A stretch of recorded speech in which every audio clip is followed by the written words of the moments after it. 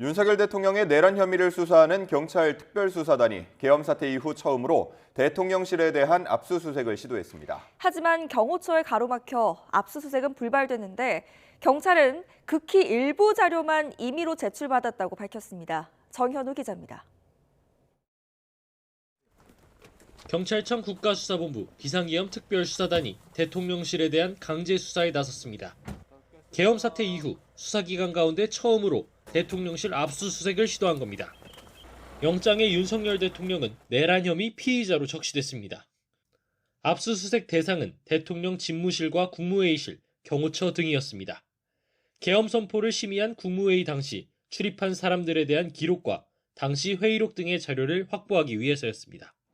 하지만 대통령실은 경호구역이라는 점과 공무상 군사상 비밀 등을 이유로 진입을 거부했고 양측의 대치가 이어지다 일몰까지인 영장 집행 시간이 지났습니다.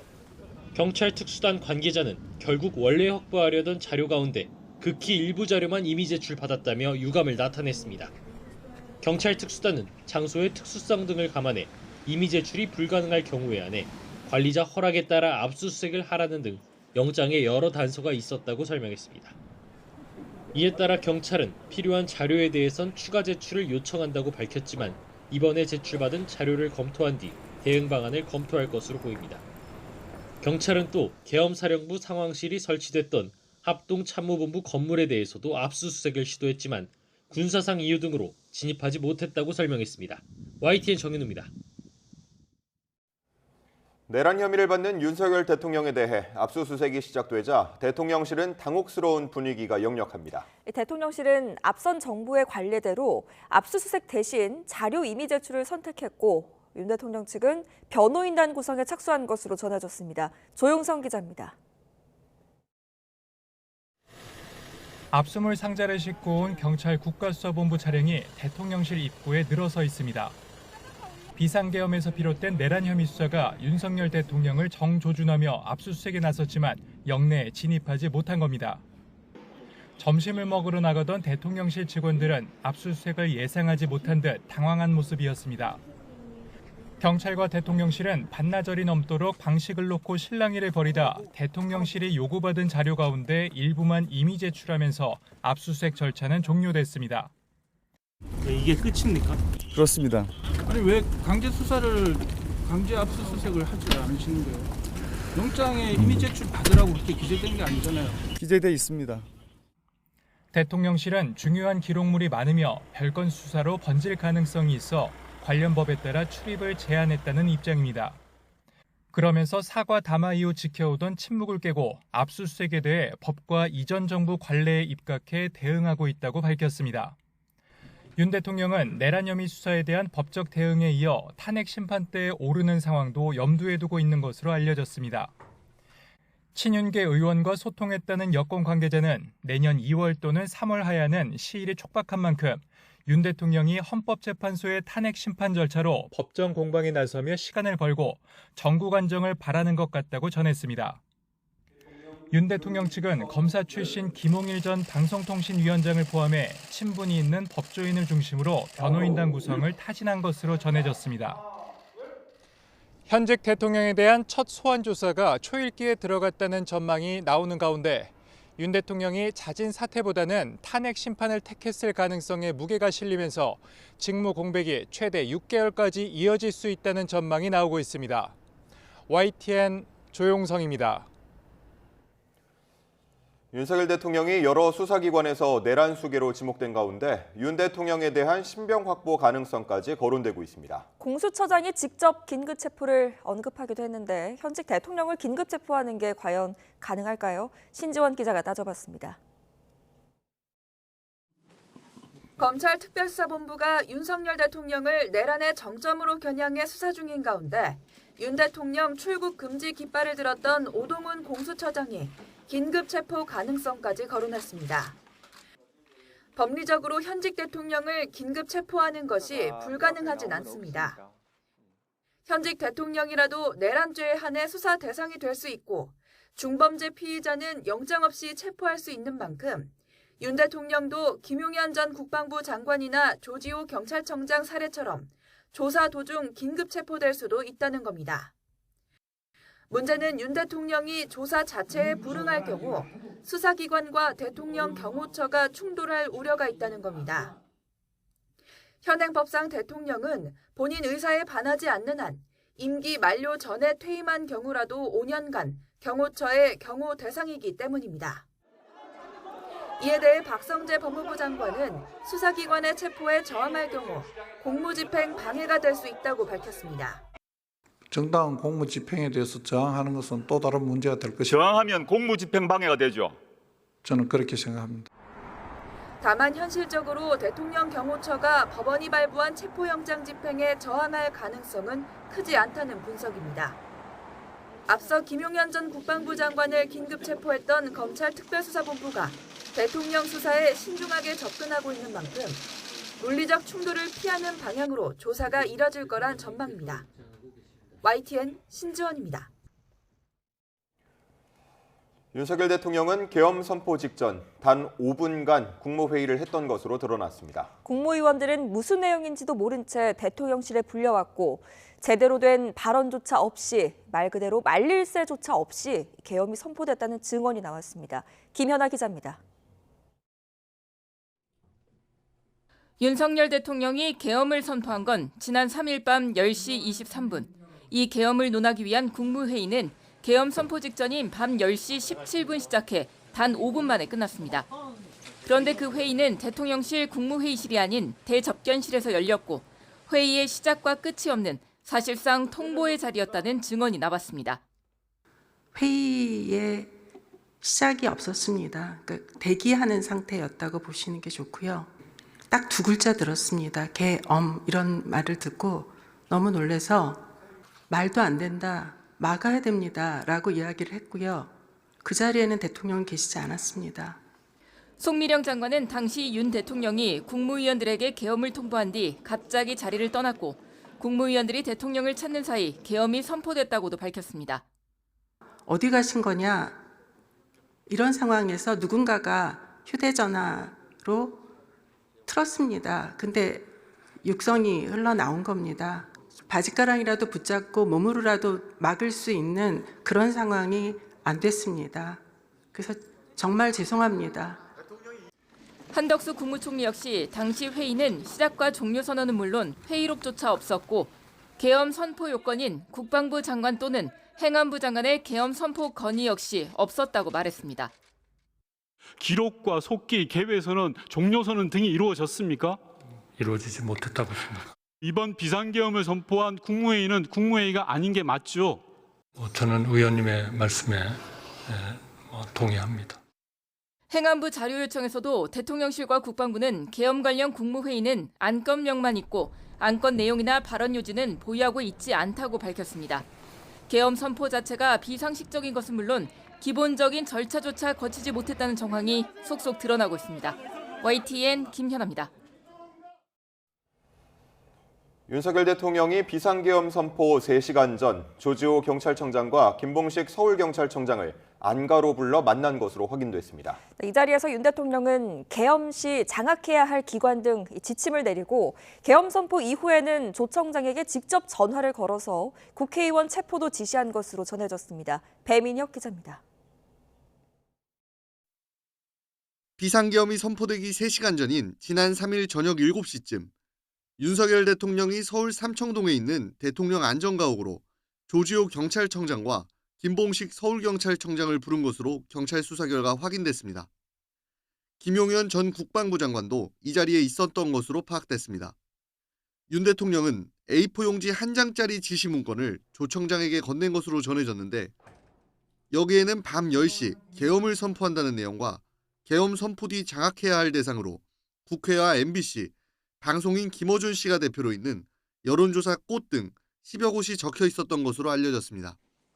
조 청장은 앞서 국회에 출석해 비상계엄을 사전에 알지 못했다고 주장했지만 사실과 달랐던 겁니다. 청장님, 대통령 계엄, 비상계엄을 언제 알았나요, 처음에? 언론 통해서 알았습니다.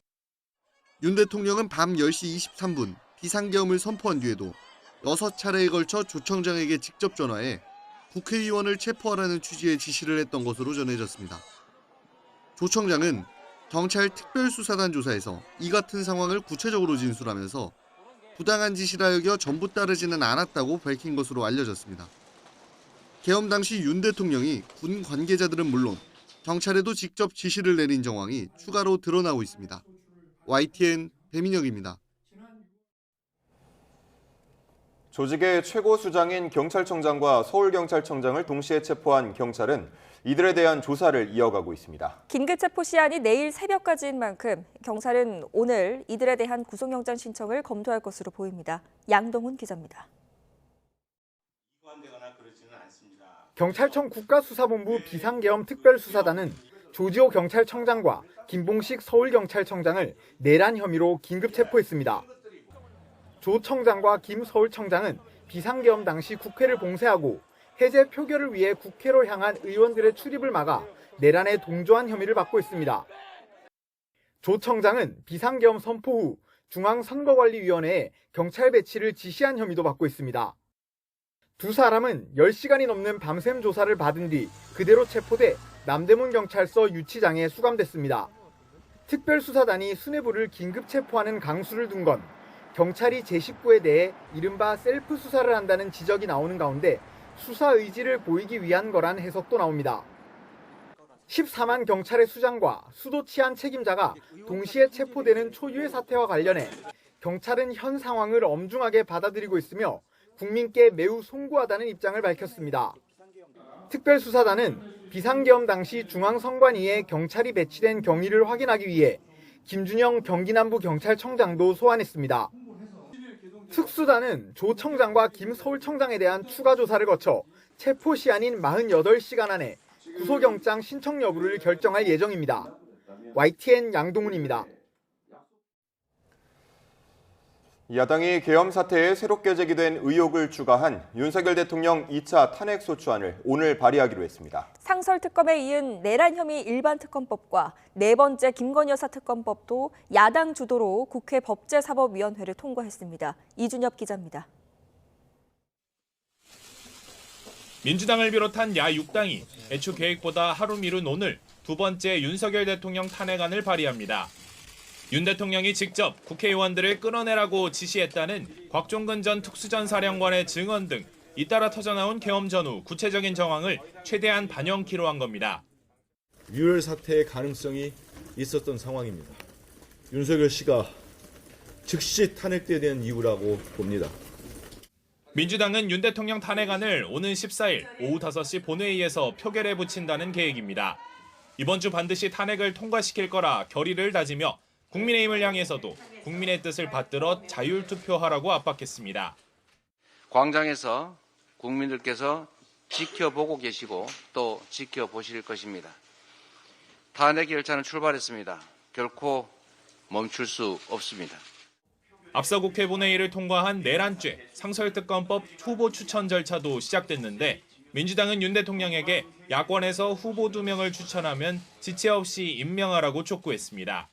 윤석열은 지체 없이 특별검사 후보자 추천을 의뢰해야 합니다.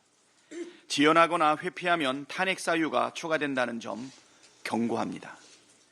내란죄 일반특검법과 네 번째 김건희 여사 특검법은 야당 단독으로 국회 법사위를 통과했습니다. 민주당은 오늘 본회의에서 두 법안을 곧바로 처리하겠다는 계획입니다. YTN 이준엽입니다. 네, 국민의힘은 지난주에 있었던 윤 대통령 탄핵안 표결에서 본회의 불참으로 대응했었습니다. 하지만 오늘 토요일로 예상되는 2차 표결을 앞두고는 기류 변화가 역력합니다. 표결 참여 또는 탄핵 찬성을 공언한 의원들이 잇따르고 있는 건데 한동훈 대표도 이번에는 표결에 참석해야 한다고 말한 것으로 파악됐습니다. 박정현 기자입니다. 두 번째 대통령 탄핵소추안 표결을 앞두고 한동훈 대표가 이번엔 여당도 본회의장에 들어가야 한다는 뜻을 주변에 밝힌 거로 파악됐습니다. 표결엔 참여하겠다는 당내 여론이 커지면서 또다시 의원들을 불참시키는 건 어렵다는 판단으로 풀이됩니다. 실제 지난 7일 당론에 따라 탄핵안 표결에 불참했던 김재섭 의원은 이번엔 참여에 찬성표를 던지겠다며 입장을 선회하기로 했습니다. 헌법적 공백을 초래하고 민심이 수용하지 않고 대통령의 선의에 기대야 하는 하야 주장은 더 이상 유효하지 않습니다. 여기에는 질서도 없고 퇴진도 없습니다. 이로써 탄핵 찬성 의사를 공개적으로 밝힌 여당 의원만 김 의원을 포함해 조경태, 안철수, 김예지, 김상욱 의원 등 모두 5명입니다. 탄핵안이 가결되는 기준인 여당 이탈표 8표에는 못 미치지만 무기명 투표인 만큼 더 늘어날 가능성도 배제할 순 없습니다. 정족수를 채우지 못해 투표 불성립으로 폐기된 지난번 탄핵안 표결 때와는 다른 움직임인데 이 같은 당내 변화가 대통령실 대응과 무관치 않다는 해석도 나옵니다. 1차 탄핵안을 폐기시킨 뒤 한동훈 대표를 중심으로 질서 있는 퇴진을 내세우며 구체적 로드맵을 짜기 위한 당내 TF까지 구성했지만 정작 대통령실에선 조기 퇴진의 부정적 기류가 역력한 게 사실이기 때문입니다. 친한계 내에서도 대통령실이 수용하지 않는 이상 질서 있는 퇴진은 사실상 무용해졌다는 의견이 나오고 있습니다. 대통령이 이렇게까지 얘기를 하시면 이건 불가피하다. 그렇게 탄핵이 불가피할 것 같다라고 말씀을 하시는 게 적절하다고 생각을 합니다.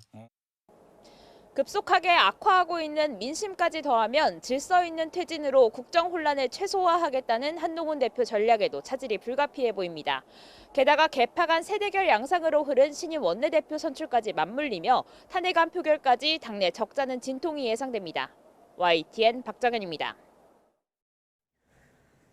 네, 국민의힘이 오늘이죠. 의원총회를 열고 차기 원내대표를 선출합니다. 5선의 권성동, 4선의 김태호 의원 2명이 후보자로 지원하며 의원총회 투표를 통해 결정될 예정인데 표결에 앞서 합동토론회도 개최할 계획입니다. 차기 원내대표는 모레 윤석열 대통령 탄핵안 2차 표결을 앞두고 당론 결정 등 과정을 주도할 것으로 보입니다. 국민의힘 차기 원내대표 선거에 출마한 친윤계 권성동 의원은 자신이 원내대표로 선출될 경우 상황이 수습되는 대로 바로 사퇴하겠다고 밝혔습니다. 이어 친한계를 중심으로 친윤계 원내대표는 옳지 않다라는 비판이 나온다는 질문에는 자신은 윤석열 정부에서 일한 적도 없고 호가호위한 적도 없다고 반박했습니다. 원내대표 경선에 출마한 또 다른 후보 김태호 의원은 윤 대통령 탄핵안 표결 참여 여부를 두고 분위기가 달라졌다며 당론을 통해 본회의장에서 자유의지를 갖고 투표할 수 있는 방향으로 결정될 것 같다고 말했습니다. 비윤석열계로 분류되는 김 의원은 이번 원내대표 경선이 개파 갈등으로 비화할 수 있다는 우려에 개파에 의존해 정치하지 않았고 그런 게 있다면 뜯어 고치겠다고 강조했습니다. 윤석열 대통령의 계엄 사태 파장으로 조기 대선이 입에 오르내리는 가운데 여당은 민주당을 향한 견제도 잊지 않고 있습니다. 이재명 대표는 계엄보다 더한 짓을 할 거라는 말까지 나왔는데 여권 내에서 민주당에 밀려서는 안 된다는 위기감이 고조되고 있다는 분석입니다. 김다연 기자입니다. 민주당 이재명 대표는 계엄보다 더한 짓을 할 사람이라는 건 상식이 있는 국민이면 동의할 거다. 국민의힘 박정훈 의원이 이 대표의 잘못으로 얼마나 많은 목숨이 희생됐느냐며 올린 SNS 글입니다. 수위 높은 발언에 이어 탄핵 전국 속에 묻혀있던 이 대표의 재판 리스크도 다시 소환됐습니다. 당 법률자문위원장인 주진우 의원은 이 대표가 1심 선고 뒤 한 달이 다 되도록 변호인을 선임하지 않고 있다며 재판 꼼수 지연 의혹을 제기했습니다.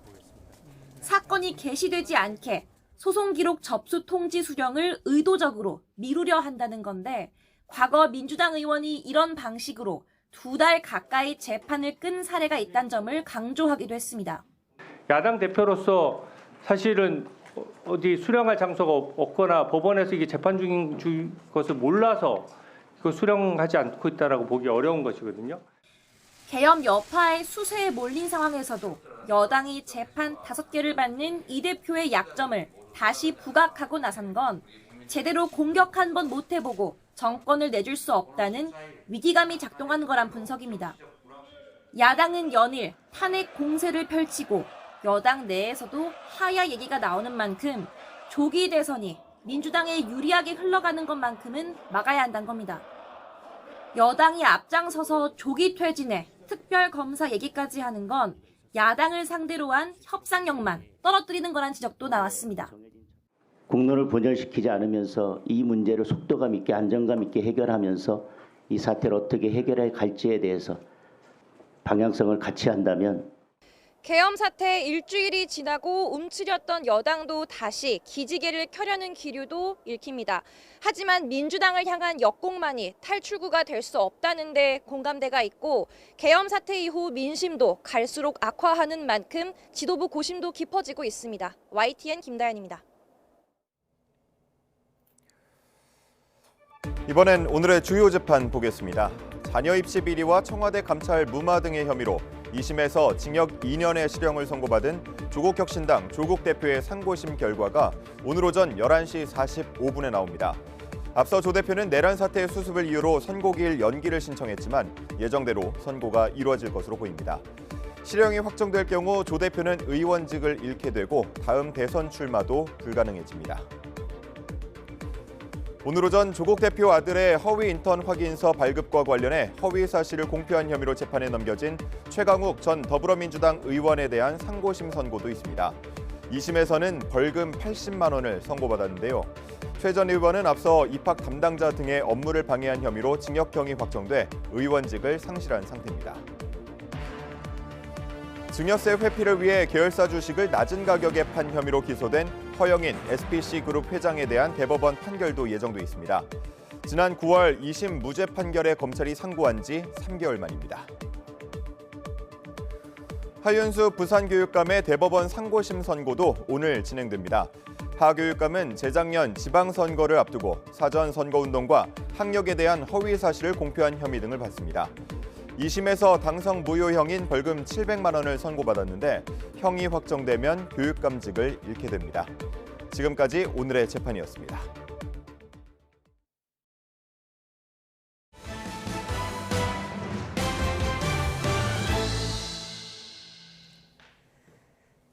네, 다음 소식입니다. 부진한 내수 경제가 고용에 미치는 영향이 심화하고 있습니다. 지난달 건설업과 도소매업은 물론 제조업의 취업자도 1년 전보다 10만 명 가까이나 줄었습니다. 이승은 기자입니다. 지난 10월 기상악화와 기저효과로 한 자릿수로 둔화했던 취업자 수 증가폭이 한 달 만에 두 자릿수를 회복했습니다. 지난달 취업자 수는 2,882만여 명으로 1년 전보다 12만 3천 명 늘었습니다. 15세에서 64세 고용률은 69.9%로 11월 기준 역대 최고, 실업률은 2.2%로 11월 기준 역대 최저로 큰 지표는 여전히 좋습니다. 하지만 내수 부진의 영향은 심화하고 있습니다. 건설업 취업자가 9만 6천 명 줄면서 7달째 감소세를 이어갔고 도소매업도 8만 9천 명 줄면서 9달째 감소했습니다. 특히 제조업이 9만 5천 명이 줄었습니다. 지난해 11월 제조업 취업자 감소폭이 적었던 데 따른 기저효과가 있었다고는 하지만 5달째 감소인데다 감소폭도 1년 7개월 만에 가장 큽니다. 고용원 있는 자영업자도 3만 9천 명 줄면서 3년 2개월 만에 가장 많이 줄었습니다. 청년 고용이 상대적으로 부진한 현상은 이어졌습니다. 15세에서 29세까지 청년 취업자가 18만 명이 줄어서 7개월째 10만 명대 감소를 이어갔습니다. 일도 구직 활동도 하지 않는 청년 쉬었음 인구는 40만 8천 명으로 1년 전보다 6만 2천 명 늘었습니다. 보건복지, 교육서비스, 정보통신이 증가를 주도하였고 지위별로는 상용직, 임시직 등에서 그리고 연령별로는 60세 이상 30대 등에서 증가하였습니다. 수출 증가율도 떨어지고 있고 한겨울이 되면서 고용 상황은 더 안 좋아질 가능성이 높습니다. 정부는 내년에 직접 일자리를 123만 9천 명으로 올해보다 6만 명 넘게 늘리고 1분기에 목표의 90% 이상인 110만 명을 채용하겠다고 밝혔습니다. YTN 이승은입니다. 한 줄 뉴스입니다. 전국 철도 노동조합과 코레일의 임금 단체 협약 협상이 총파업 일주일 만에 타결되면서 철도노조는 어제 저녁 7시부터 총파업을 철회하고 업무에 복귀했습니다.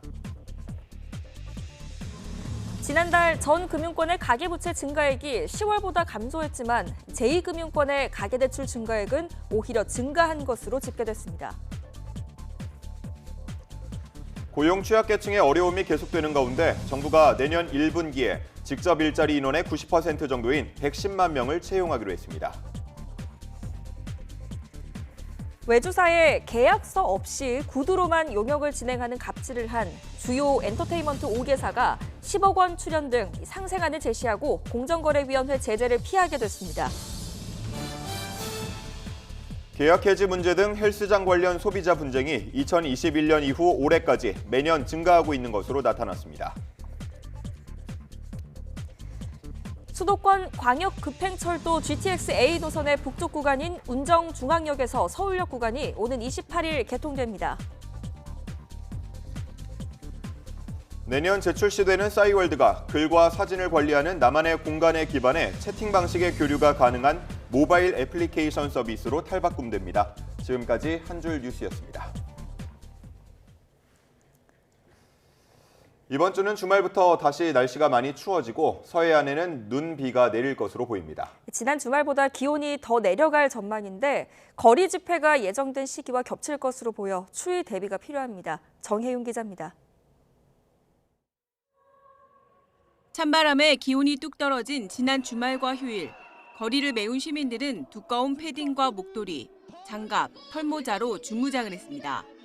지난 7일 밤 기준 서울 공식 최저 체감온도는 영하 6도, 지역별로는 서울 중구 예장동이 영하 10.6도, 노원구 공릉동 영하 9.4도, 영등포구 여의도동은 영하 5.8도를 기록했습니다. 노약자와 호흡기 질환자는 건강에 이상이 생길 수 있는 기온입니다. 일반인도 갑자기 추워진 날씨에 오래 노출되면 한랭 질환이나 저체온증, 동상 등 추위로 인한 질환에 걸릴 수 있습니다. 심한 기온차는 체온에도 영향을 줄 수 있는데 무엇보다 면역력을 급격히 떨어뜨립니다. 보통 체온이 1도 떨어질 때마다 면역력은 30%씩 낮아집니다. 주중 잠시 추위가 누그러졌지만 이번 주말도 반짝 추위가 예고됐습니다. 특히 서울 등 중부 내륙은 이번 겨울 최저를 기록하는 곳이 많겠고 체감온도 영하 10도를 오르내리며 지난 주말보다 더 춥겠습니다.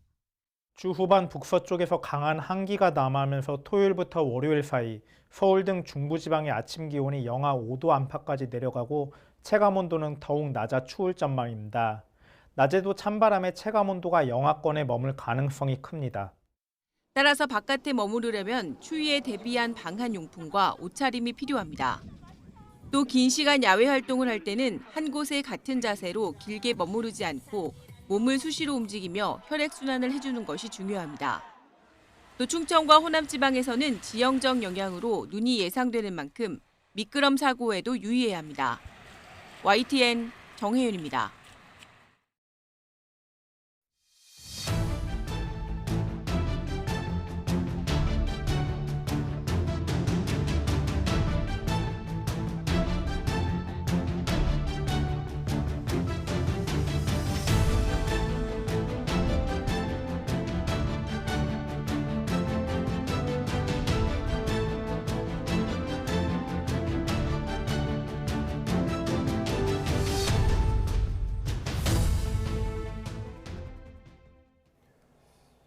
우원식 국회의장이 위헌적 비상계엄 사태의 국정조사를 추진하겠다며 여야의 응답을 촉구했습니다. 특히 윤석열 대통령의 공개 증언이 꼭 필요하다 이렇게 강조했는데 출석을 거부한다면 동행명령까지 이어질지 주목됩니다. 박기환 기자입니다. 우원식 의장은 특정 사안을 경계 없이 조사할 수 있는 국회의 국정조사권을 발동한다고 밝혔습니다. 국회가 계엄군에 침탈당하는 일이 반복되지 않도록 사태의 진실을 직접 따져보겠다는 겁니다. 위헌 불법 12.3 비상계엄 국정조사를 추진하겠습니다. 누가 무슨 목적으로 어떤 지시를 내렸는지, 어떤 경위로 이런 일이 이루어졌는지 철저하게 진상을 규명해야 합니다. 국정조사는 재적의원 4분의 1 이상의 서면 요구를 시작으로 여야 협의가 필요한 절차를 거쳐야만 합니다. 이 때문에 우 의장은 여야의 빠른 응답과 협조를 촉구했지만 여야의 온도차는 극명합니다. 민주당은 의장의 요구에 적극 임하겠다고 화답하며 국민의힘의 참여를 압박했지만 원내 사령탑이 비어있는 국민의힘은 별다른 입장을 내놓지 않고 있습니다. 다만 국회의장이 강한 의지를 드러낸 만큼 관련 법에 따라 야권 단독 추진 가능성도 열려 있습니다. 우 의장은 특히 국정조사장에 윤석열 대통령이 증인으로 출석하는 공개 증언이 필요하다고 강조했습니다. 실제 증인으로 채택된다면 출석을 거부할 가능성이 큰데 동행명령장 발부로 이어질지도 주목됩니다. 국정조사도 동행명령이 가능하잖아요. 좋습니다. 거기까지 나가진 맙시다. 검찰과 경찰, 공수처 등 3개 기관의 수사가 진행되는 상황에서 꺼내든 우원식 의장의 국정조사 카드는 현 정부 계엄 시도를 향한 의회 수장의 강한 불만에서 비롯됐다는 해석도 나옵니다. YTN 박견입니다. 한덕수 국무총리가 자신은 끝까지 계엄에 반대했다며 어쨌든 막지 못해 깊이 자책한다고 밝혔습니다. 박성재 법무부 장관은 계엄 국무회의 때 참석자 모두가 찬성하지 않았다 이렇게 주장했는데요. 국가정책을 의결하는 국무위원 절반이 수사 대상에 오르면서 권위도 추락하고 있습니다. 이종구 기자입니다. 한덕수 국무총리는 국회 긴급현안질의 참석을 앞두고 낸 입장문을 통해 비상계엄 선포를 끝까지 막지 못해 깊이 자책한다고 토로했습니다. 그러면서 지난 3일 밤 비상계엄 선포 과정에서 자신은 일관되게 반대했다면서도 져야 할 책임을 변명이나 회피 없이 지겠다고 전했습니다. 정부 서울청사를 나서며 만난 취재진에겐 수사당국의 소환조사와 관련해 절차에 따르겠다고 말했습니다. 수사기관의 소환조사에는 응하실 계획이십니까? 예, 법률적 절차 또 수사 절차에 따라서 잘 하도록 하겠습니다. 국회 법사위에 출석한 박성재 법무부 장관은 계엄 국무회의 때 참석자 누구도 찬성한 사람은 없었다고 주장했습니다. 비상계엄을 반대했습니까? 안 했습니까? 한 사람도 이걸 해야 된다고 찬성한 사람은 없었던 것으로 기억합니다. 박 장관은 또 국무회의에 안건이 상정되거나 정상적으로 회의가 진행될 상황이 아니었다며 자신은 비상계엄령에 서명한 적도 없다고 답했습니다. 전두환 때도 비상계엄을 선포할 때 저렇게 국무위원들의 사인이 있었어요. 저는 저 문구에 사인한 적이 없습니다. 검찰과 경찰, 공수처가 동시다발적으로 계엄 사태에 대한 수사를 벌이는 가운데 그동안 함구하고 있던 국무위원들이 조금씩 당시 상황에 대해 입을 여는 분위기입니다. 하지만 한덕수 총리를 비롯해 국무위원 절반이 수사 대상에 오르면서 국가의 주요 정책을 심의 의결하는 국무회의의 권위는 곤두박질치고 있습니다. YTN 이종우입니다. 사상 첫 감액 예산이 국회를 통과하면서 재정운용 등 내년도 경제정책이 차질을 빚을 것이란 우려가 나오고 있습니다. 추경 편성 가능성이 높아지면서 건전재정 기조에도 변화가 불가피할 것으로 전망됩니다. 보도에 오인석 기자입니다. 최상목 경제부총리는 야당 단독으로 감액 예산안이 국회를 통과하자 안타깝다면서도 예산을 신속히 집행하겠다고 밝혔습니다. 여야가 합의에 이르지 못하고 오늘 감액 예산안이 국회에서 통과되었습니다. 안타까운 심정입니다. 민생 안정과 그다음에 대외 불확실성의 확대에 대응할 수 있도록 예산의 집행 준비에 만전을 기하겠습니다. 일주일째 비상경제회의를 주재하면서 제닛 옐렌 미 재무장관과의 화상면담 등 우리 경제 시스템은 굳건하고 경제부총리를 중심으로 일관되고 체계적인 경제정책 기조를 유지해 나가겠다고 강조했습니다. 하지만 사상 첫 감액 예산에 따른 내년 재정 운용은 차질이 불가피할 전망입니다. 예비비 2조 4천억 원이 삭감되면서 예기치 못한 재해나 재난, 감염병 발생에 신속한 대응이 어려워집니다. 트럼프 2기 행정부 출범을 앞두고 불확실성이 커지는 상황에서 환율 변동으로 인한 원화 부족액 보전 경비 지출도 여의치 않게 됐습니다. 내년에 중점 추진하려던 동해 심해가스전 개발 사업 예산은 98%나 깎이며 직격탄을 맞았습니다. 예산과 밀접하게 관련되어 있는 내년 경제정책 방향 수립도 난항이 예상됩니다. 정부는 연말에 발표한다는 계획이지만 내년 초로 미뤄질 가능성과 함께 탄핵 정국이 장기화할 경우 리스크 대응에 급급한 알맹이 없는 정책이 될 수 있다는 우려도 나옵니다. 또 최고세율 인하 등이 담긴 상속세제 개편안과 개인종합자산관리계좌 납입 한도 상향을 담은 조세특례법 개정안이 부결되는 등 주요 법안들도 추진 동력을 잃었습니다. 이런 가운데 내수 부진이 더욱 심화하고 있어 경기 부양을 위한 내년 추경 편성 가능성이 커지고 있습니다. 2년 연속 대규모 세수 결손을 고려할 때 추경 편성을 위한 적자 국채 발행 등 현 정부의 건전 재정 기조 변화가 불가피할 전망입니다. 예산 재정 당국인 기재부가 탄핵 정국으로 동력을 상실한 상황에서 추경을 반대하기는 쉽지 않다는 관측입니다. YTN 오인석입니다. 비상계엄 사태와 탄핵 정국 여파로 지난달 폭설 피해를 봤던 충북 음성과 진천에 특별 재난 지역 선포가 지연되고 있습니다. 충청북도가 예비비를 투입하긴 했지만 피해를 복구하기에는 턱없이 부족한 상황입니다. 현장을 김기수 기자가 다녀왔습니다. 화훼하우스 안에 있는 작물들이 잎이 축 처진 채 말라갑니다. 지난 폭설로 하우스가 피해를 보면서 난방시설이 망가져 작물들이 모두 얼어가고 있는 겁니다. 하나라도 살려볼까 이리저리 살펴보지만 멀쩡한 것을 찾기가 쉽지 않습니다. 폭설 피해가 발생한 지 2주가 넘었지만 무너져 내린 하우스는 그대로 방치돼 있습니다. 하우스를 전부 철거하고 다시 설치해야 하는데 인력도 자금도 부족한 상황입니다. 모든 게 엄두도 못 내고 해결을 못 하니까 이 정부에서 좀 힘을 써주시지 않으면 일어날 수가 없어요. 하우스가 주저앉은 수박 농가에선 내년 입식을 제때 할 수 있을지 걱정부터 앞섭니다. 복구가 늦어지면서 퇴비를 주고 땅을 숙성시킬 시간이 부족하기 때문입니다. 기본 가정이 있는데 지금 현재로서는 지금 무너져서 걸음 펴서 노타리 칠 수 없는 상황이고. 지난달 충북 음성과 진천에 내린 폭설에 1,000개가 넘는 농가 262헥타르의 농작물 피해를 봤습니다. 확인된 피해액만 200억 원이 넘을 것으로 추정되는 상황. 하지만 비상계엄 사태와 탄핵 정국이 이어지면서 특별재난지역 선포도 미뤄져 충청북도는 일단 40억 원의 예비비를 먼저 투입했습니다.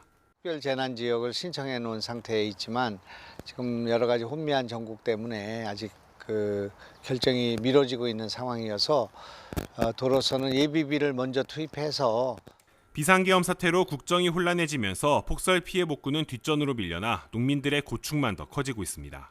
YTN 김기수입니다.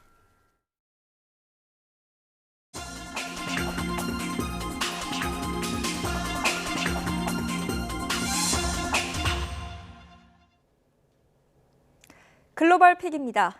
시리아 정권을 인수한 반군이 앞으로 전쟁에 휘말릴 일은 없다며 주변국들에게 마음을 놓으라는 신호를 보냈습니다. 국제사회는 분쟁지인 골란고원을 점령한 채 연일 시리아를 공격하고 있는 이스라엘에 물러나라 이렇게 경고했습니다. 신웅진 기자입니다. 하늘에서 바라본 최근 시리아 수도 다마스쿠스입니다.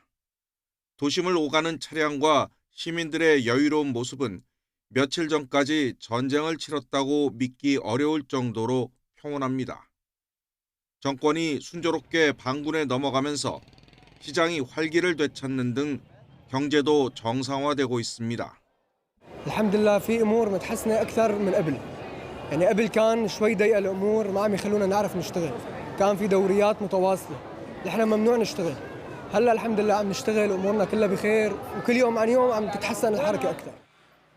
반군을 이끄는 하에트 타흐리르 알샴 HTS는 앞으로 다른 전쟁에 휘말리지 않을 것이라며 주변국들의 메시지를 보냈습니다. تخوفات عندهم ان شاء الله البلد رح تنبنى خوف كان من وجود النظام اليوم زاد الحمد لله بالعكس البلد رايحه للاعمار ان شاء الله ورايحه للاستقرار الطويل تعبت سوريا من الحرب فهي مو جاهزه ابدا للدخول.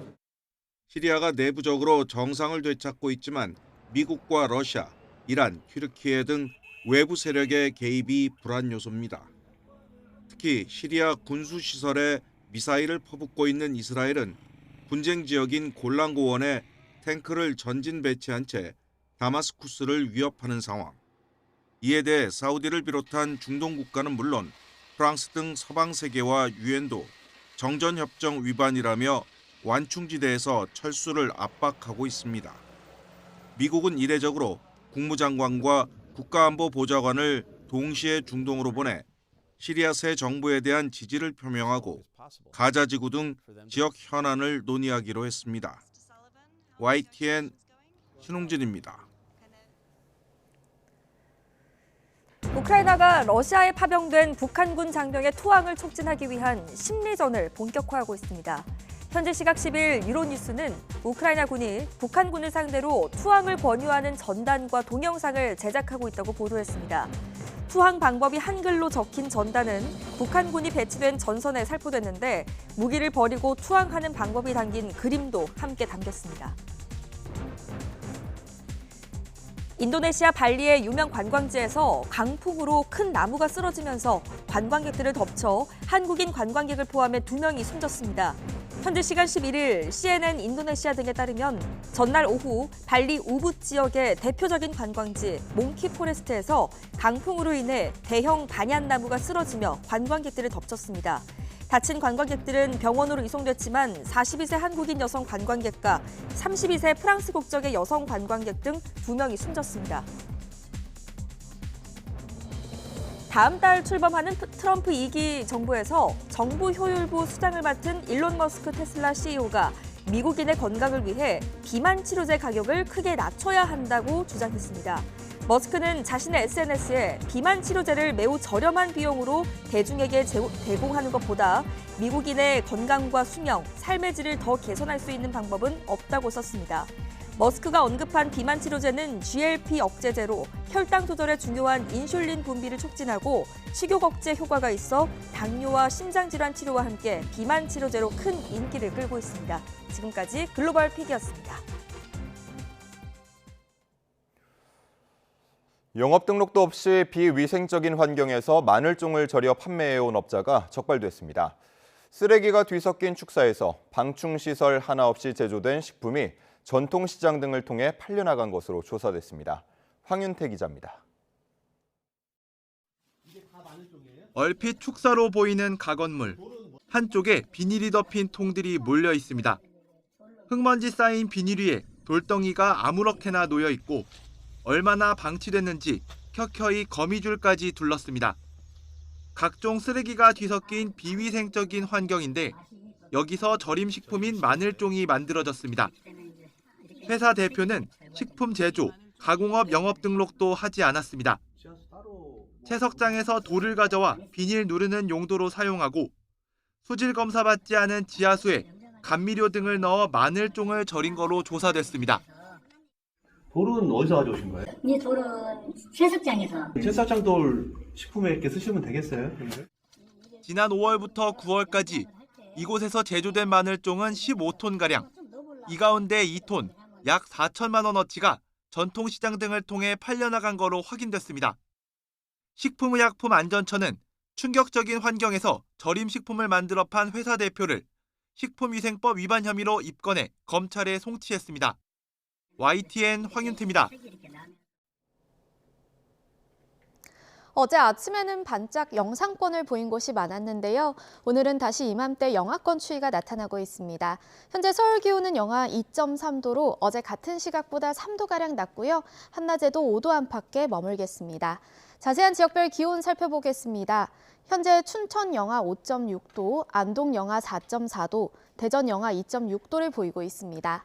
한낮에도 어제보다 2, 3도가량 낮아 쌀쌀하겠는데요. 오늘 낮 기온은 청주 7도, 광주 8도, 대구 9도가 예상됩니다. 밤사이 동해안 지방의 눈비가 모두 그치고 오늘은 전국이 대체로 맑겠습니다. 다만 세종과 충북, 대구는 오전 한때 공기가 탁하겠고요.